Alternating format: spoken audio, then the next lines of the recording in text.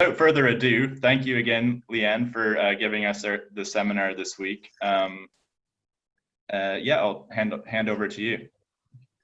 Thank you. So I think we can just move forward.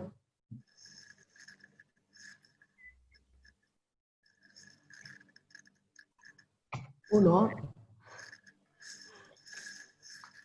Firstly, I would like to thank the traditional owners of the country where I am, and also wherever all of you are. They're the custodians of the land and the sea, and I would like to acknowledge the elders past, future and present. We can move on. Okay, so the Great Barrier Reef, it's a huge topic and its management is a huge job, and there are multiple management tools we use in terms of managing the Great Barrier Reef Marine Park. And obviously, in the face of climate change, the most that we really can do in many ways is focus on local management. When I say local, I mean management of impacts directly in the marine park. And they may occur through water quality or fisheries or direct uses in the marine park like tourism. And there's lots and lots of management tools that we use, including things like partnerships, stewardship programs, compliance efforts. We work with the Queensland Government on water quality and fisheries management.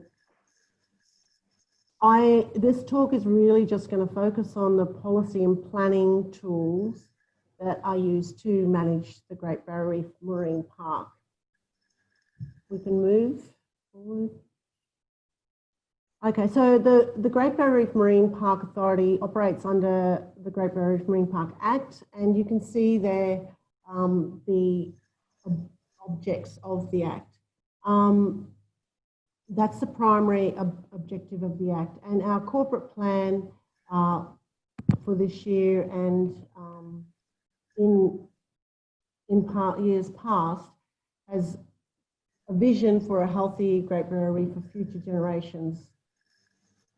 It's somewhat aspirational given the state of play at the moment, but it is still something that the Great Barrier Reef Marine Park Authority aims towards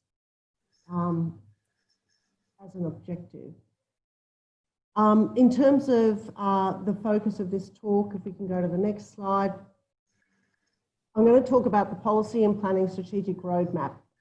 If you guys have any questions of clarification along the way, let me know. If Kate or Brad can kind of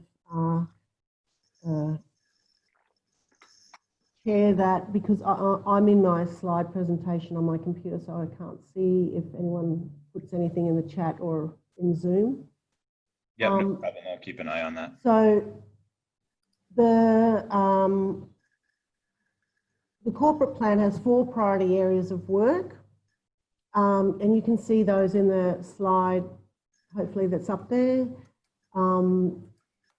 Providing strategic advice, managing risk, transforming policy and planning, and then delivering conservation actions and in-park presence. So the work that I'm going to be talking about largely sits in Program 2, the modernising the approach to managing risks, but it also has relevance to the priority areas 1 and 3 as well. So the preparation of what we call the policy and planning strategic roadmap started in 2018. It was realised, you know, that at that stage the reef had already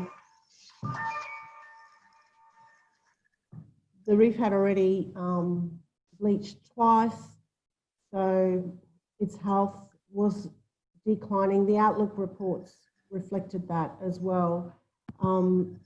There's also been changes to the kinds of use, and where the uses are remaining the same, there's been changes to the patterns of use. New knowledge has come on board. The Great Barrier Reef Marine Park Authority wants to increase co-management with traditional owners. We need our toolbox to be more responsive. Some of the policies and plans are quite old and need to be updated, and also the appetite for risk in terms of the willingness to take action is growing in the Great Barrier Reef Marine Park Authority, as well as the risks of the various threats and activities themselves have changed over time, which you have all seen that. And some of the things that once upon a time we may have thought was potentially a high risk is a lesser risk compared to some of the other things. So if we move forward to the next slide, I'm going to go quite quickly through this. The program logic approach was taken to developing the policy and planning strategic roadmap. Ultimately, what we're looking for is to protect the key values and that enable ecologically sustainable use, and working with traditional owners and other partners using cohesive forward planning and a more risk-based, strategic and efficient and adaptive plans and tools. And so we have a number of long-term outcomes that we are aiming towards in the roadmap, and they're listed there. We're trying to improve resilience, have the traditional owners more actively managing their sea country, have a more risk-based approach to planning and management that prioritises also traditional owners, and the cultural and Indigenous heritage values. We want them to be better identified and protected, and we want to build some level of trust in,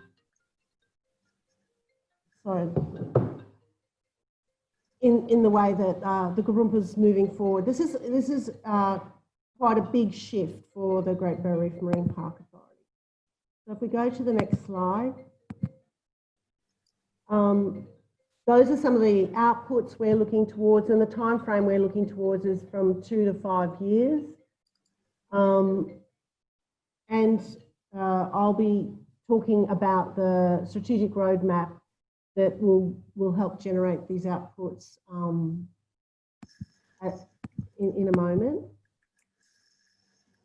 And so right now there's a number of projects that we are implementing at the Great Barrier Reef Marine Park Authority to achieve the outcomes and the kind of objectives that I just articulated.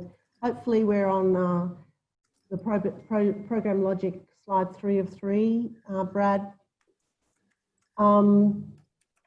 So we're looking to harness better knowledge on values, uses and on stakeholders.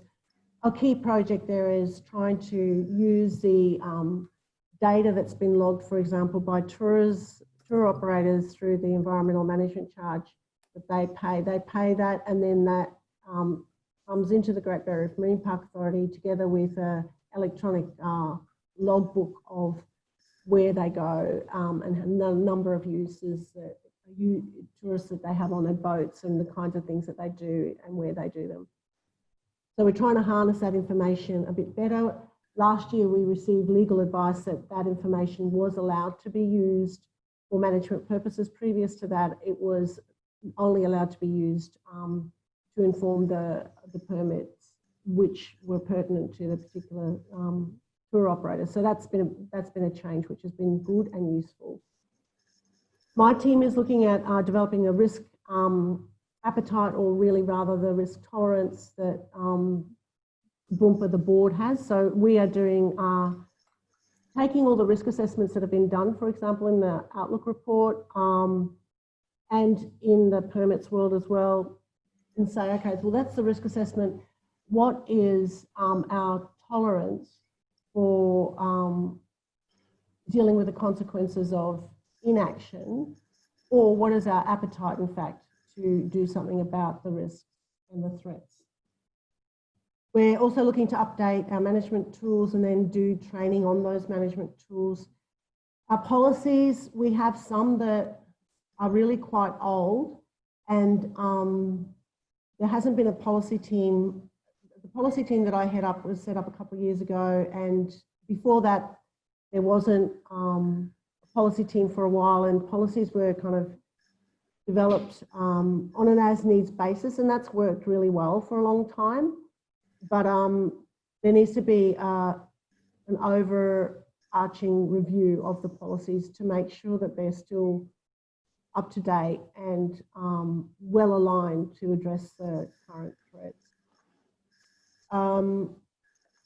Involving traditional owners in more in the management of their sea country is a big project that and program that we're also responsible for. Broompa has now a cumulative impact and net benefit policy. We are moving forward in many different ways to apply those and then apply them well. And we're also looking at measures to build reef resilience. And part of that is also going to be so-called network of resilient reefs. I don't know, to be honest, if such a thing really exists, but there are reefs that have come through 3 rounds of bleaching unscathed and have managed to dodge bullets from both cyclones and crown of thorns starfish, and that's worth really looking at. So if we go to the next slide, please, Brad. So this is a policy and planning strategic roadmap. And you'll see that there's 5 streams of work. One is about knowledge, which I've already talked about a bit. One is about risk. The traditional owner stream there is in pink. The tools work is in orange, and then the resilience work is in purple. So that's the work of the policy and planning section at the Great Barrier Reef Marine Park Authority. There's about 18 people in that section. And some of and they're all working on aspects of this this roadmap. My team and I are working across. Basically, we are working across the risk stream, part of the tool stream, and part of the resilience stream. And you can see in there that the restoration policy, or what we now call the intervention policy, is projects in this policy and planning strategic roadmap. It's one of the purple circles at the bottom.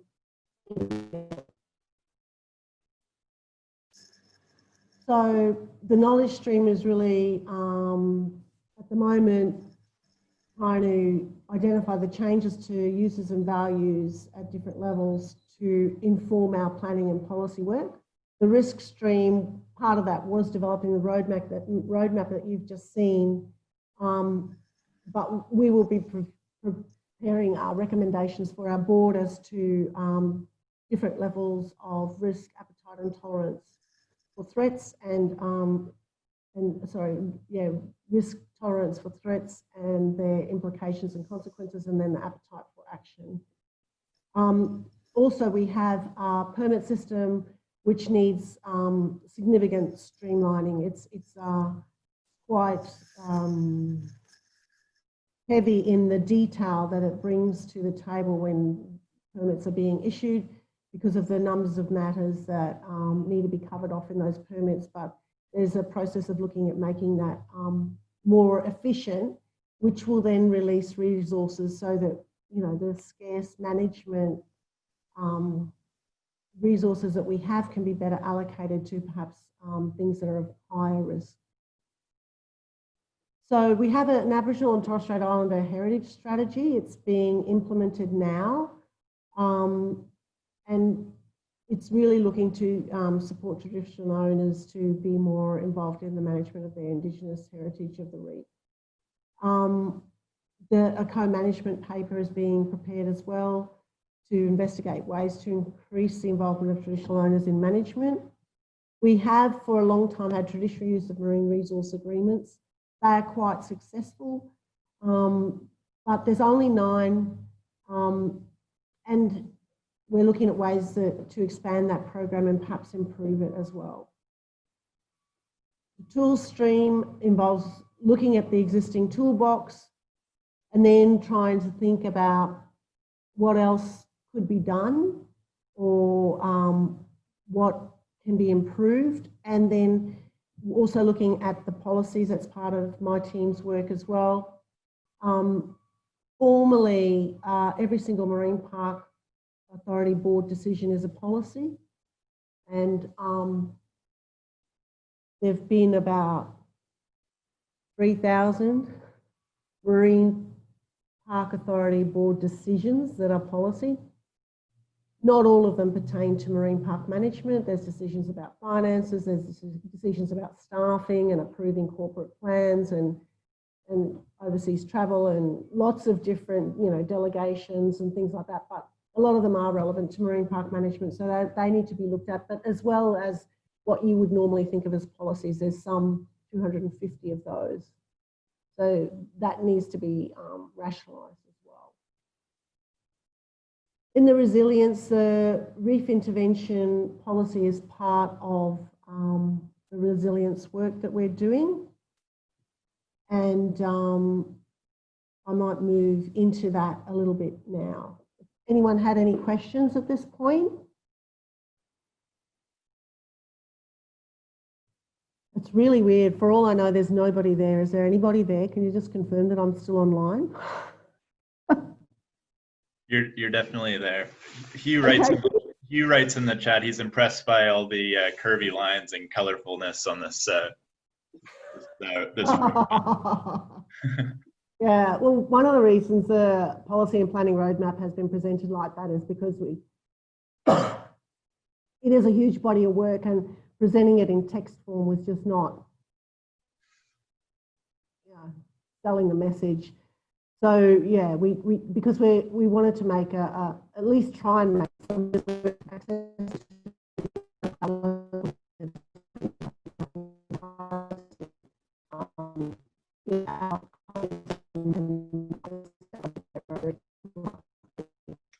Okay, so the Great Barrier Reef intervention policy, I have to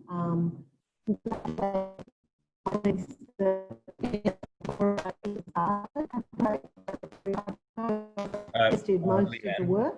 Yes, can I just interrupt quickly? It seems like when you lean too close to the screen, the audio breaks up.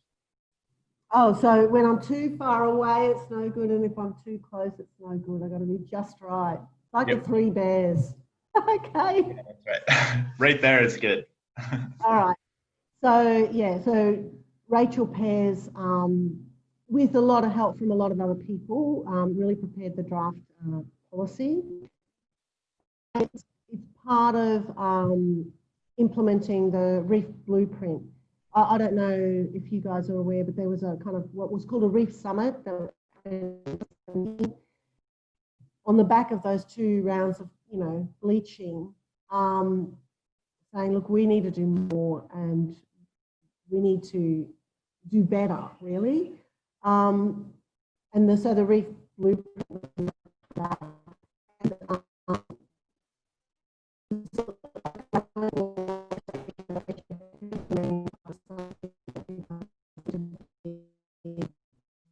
possible, but you need a regulatory framework around that. So the reef intervention policy intent is to provide particularly delegates in the authority, decision makers, and others with regard to considering and implementing restoration and intervention activities in the Great Barrier Reef, and to provide some clarity, some trust that the authority's intent is not to let everyone do whatever they want, even if it's crazy. So the context is that, really step 1 is beyond beyond Great Barrier Reef Marine Park Authority as an entity. We need to really take global action to address climate change. Without that, then, it's bleak. It's bleak with or without.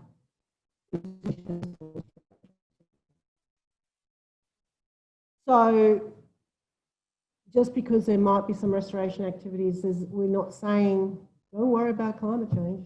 No, we need to really address that. And it's not just obviously for the Great Barrier Reef,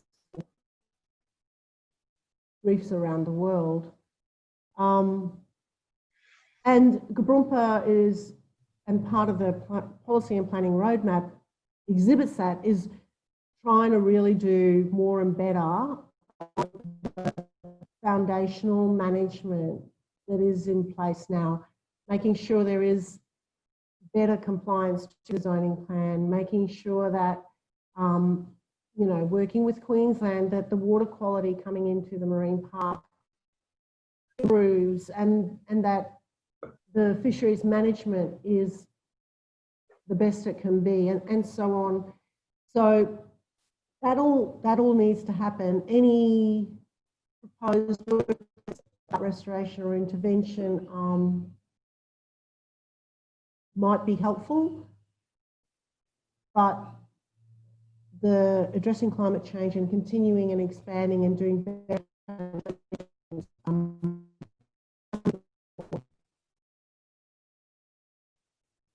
but the policy is trying to enable restoration and adaptation interventions that can build ecosystem resilience and provide conservation benefits. So it's very focused on the ecosystem resilience. There's a lot of Great Barrier Reef values. There's social values, there's economic values, there's cultural values. This policy is not directed towards about restoration of any of those types of values. It's about the ecosystem. And at the same time, continuing the long-term protection and conservation of the Great Barrier Reef. So that speaks to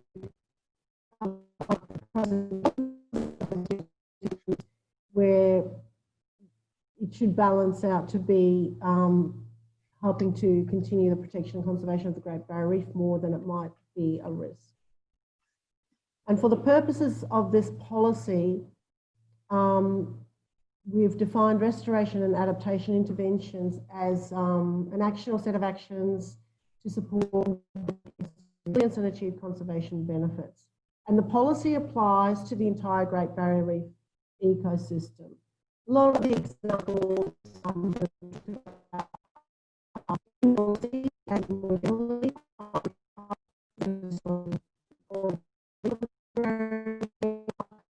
take up about 6% of area. The other habitats are also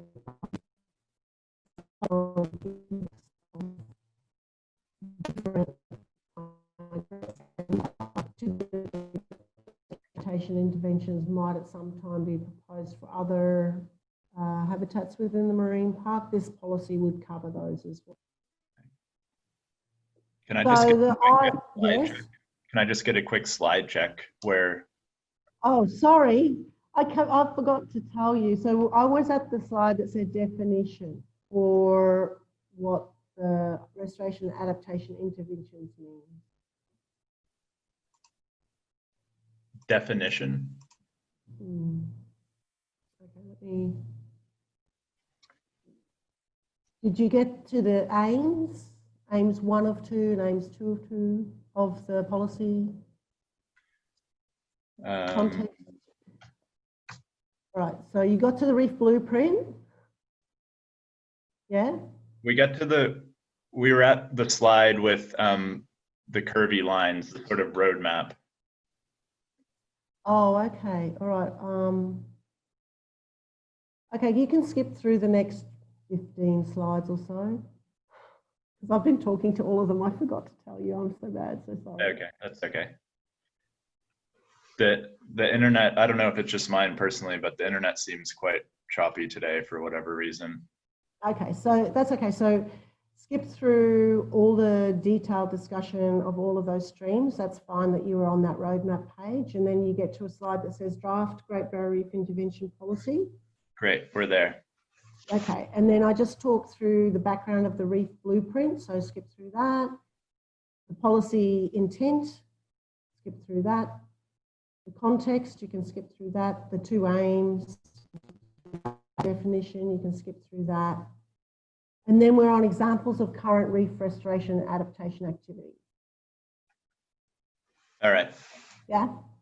So It's not really very new in many ways. Reef restoration and adaptation activities have been going on for some time, and we do have permit guidelines been used to date to inform the issue of permits for these kinds of activities. There have been efforts to stabilise reef substrate and support reef structure after cyclones so that corals can settle. Of that Douglas Shoal where the Shendeng are grounded, so that's something that is happening. And then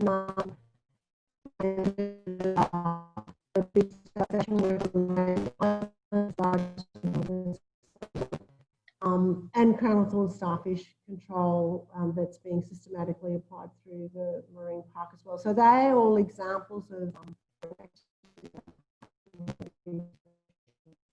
so if we go to the next slide.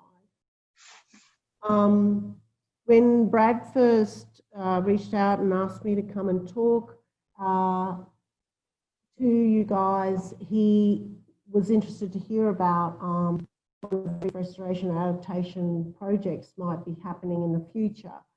And we discussed that my job isn't to propose or run reef restoration adaptation projects, but there is a restoration and adaptation program. In 2018, there was an announcement by the government to $60 million package of measures to improve reef resilience. So there's a board and a steering committee and also a core team that includes representatives at various levels from Australian Institute of Marine Science, CSIRO, BRUMPA, the Great Barrier Reef Foundation, James Cook University, University of Queensland, QUT, and Southern Cross University. That 60 million included 6 million for a concept feasibility phase. That was led by AIMS and all of our Reef Restoration and Adaptation Program. That program report was released by the Minister in April this year. So GBRUMPA is now no longer on the governance structure of the RRAP since the planning is now finished. So it's going to be as well aligned to the needs of the managers of the Great Barrier Reef Marine Park as possible. But now that it's going into the project implementation phase, the projects will be subject to regulation by the Great Barrier Reef Marine Park Authority, so we're no longer involved in the governance. So the report, there's a 100-page report which synthesises 32 detailed scientific reports. I've summarised all of that in this slide, which is of course rubbish really. So there is a Reef Restoration and Adaptation Program website where you can go and find out more. But they tested some 160 different concepts, of which they thought 43 maybe had some merit. And they thought that the interventions would work best a combination of interventions around three main groups: cooling and shading, assisting coral reefs to evolve and adapt, and particularly that's really corals at this stage more than any other taxa, and then supporting natural restoration of damaged or degraded reefs. But the is upfront and repeatedly that it's all going to be much, much, much less effective if nothing's done about greenhouse gases and management also fails. So this is hopefully going to provide a level of augmentation to those actions. It's not going to in any way replace the need for sense. And this is how they've represented it in the report. If we go to the next slide, sorry, there's a circle. Are you on the circle now? I'm sorry, Brad, I keep forgetting to ask you to change slides. That's okay. I think we're good. we're on the slide. So yeah, that's pretty self-explanatory. I just talked through it. So we will continue on to the next slide. So these are types that are discussed in the RAP. So cooling and shading, that's pretty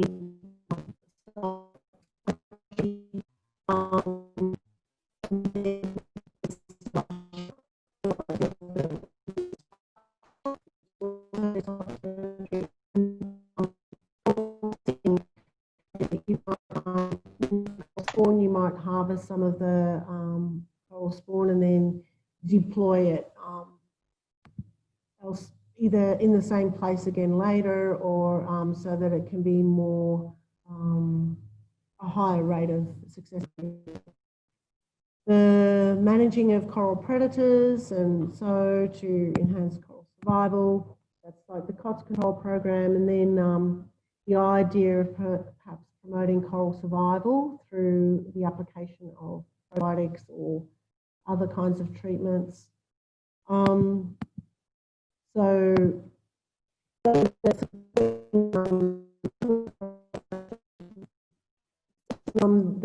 The local stock that seemed to survive the bleaching, and then more radically with corals that are warm adapted from synthetic biology and gene editing approach. So some of the way that, and if we go to the next slide, so you've got the slide there, Brad, with the 7 images. Yeah? 7. Yeah, okay, and then go on to the next one, which shows a kind of a graph.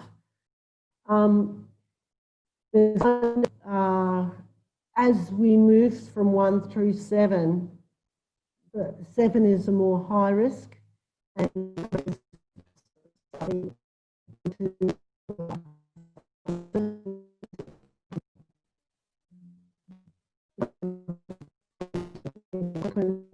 and there'll be a lot of research around any of these before they would be deployed in the kind of time frames we're looking for.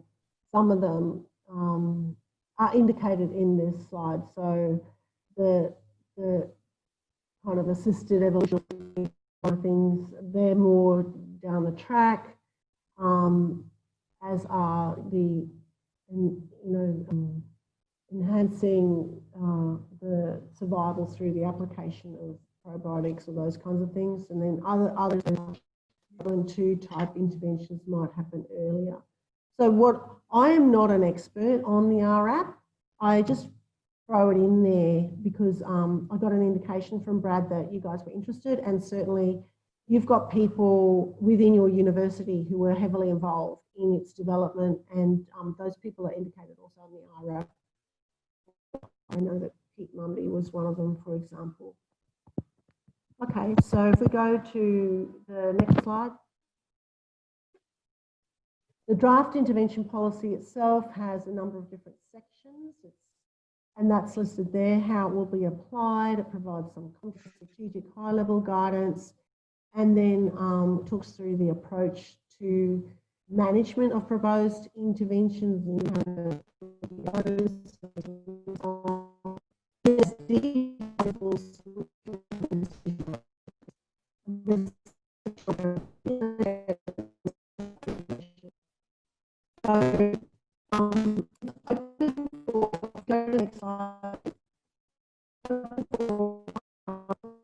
Now, so any input would be more than welcome. It's on the Gibraltar website.